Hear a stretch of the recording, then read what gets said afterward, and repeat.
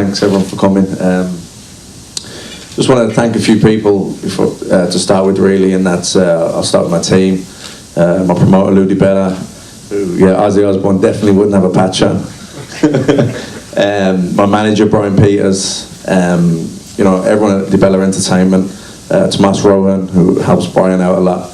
I want to thank Peter Nelson of HBO and everyone, Ken Hirschman, Kerry Davis at HBO also for making the fight happen. I want to thank Tom Loeffler at K2 and Gennady for accepting the challenge.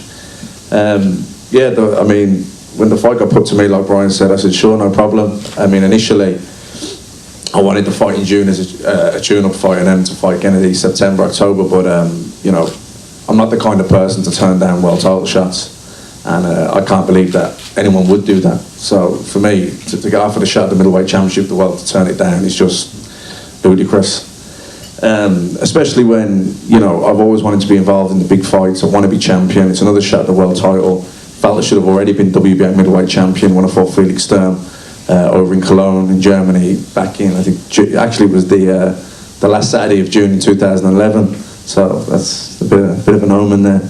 But yeah, no, I'm looking forward to the fight.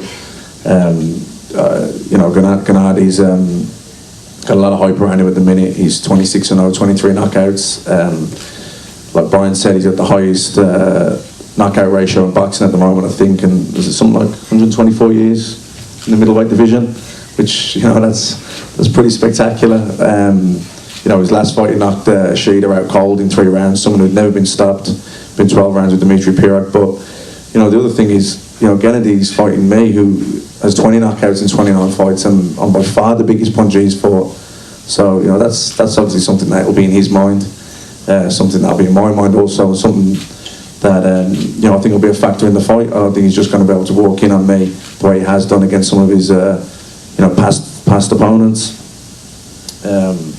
You know, and the middleweight division, like Brian mentioned and Michael said as well, you know, when you look at the heyday middleweight division of the 40s and 50s, you had Rocky Graziano, Tony Zale fighting each other in rematches and trilogies, and Ray Robinson, Jake LaMotta, and all those great fighters. And even the Leonard, Duran Hagler, Hearns era, you know, they're the fights that are still spoken about today. They're legendary.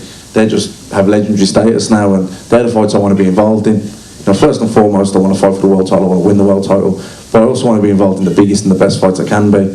And I think Golovkin is, you know, he ticks all those boxes. You know, I first was aware again at Gennady in 2000. We both boxed in the World Junior Championships in Budapest. He got fighter of the tournament. So I thought, you know, I'm going to look out for this guy because I think our paths will cross one day. I fought at the weight above. Always thought our paths would cross in the amateurs, but I turned pro a year later. He had a drawn-out long amateur career, so you know, it's funny how things happen. But here we are, 13 years later, and we're fighting for the middleweight championship of the world. But like I say, great fighter. Can't talk bad of him as a fighter, and can't talk bad of him as a person either. Seems like a gentleman, and you know, credit to him for everything he's done in his career so far. And I do believe he will go on and achieve more and achieve all the things that everyone says he will do. But he's going to lose first, and he'll probably be a better fighter because of it. And this fight reminds me a lot of the Trinidad Bernard Hopkins fight, when you had you know, the knockout specialist, undefeated guy, ploughing through everyone in Felix Trinidad, and he fought a guy like Bernard Hopkins who had a couple of losses, but, you know, learned from his losses, come back better, was seasoned, hardened, professional. And you know, during that fight, he out-thought, out-maneuvered, out-hustled, out-punched, and eventually knocked out the supposed knockout specialist in Felix Trinidad. And that's exactly what's going to happen on June 29th.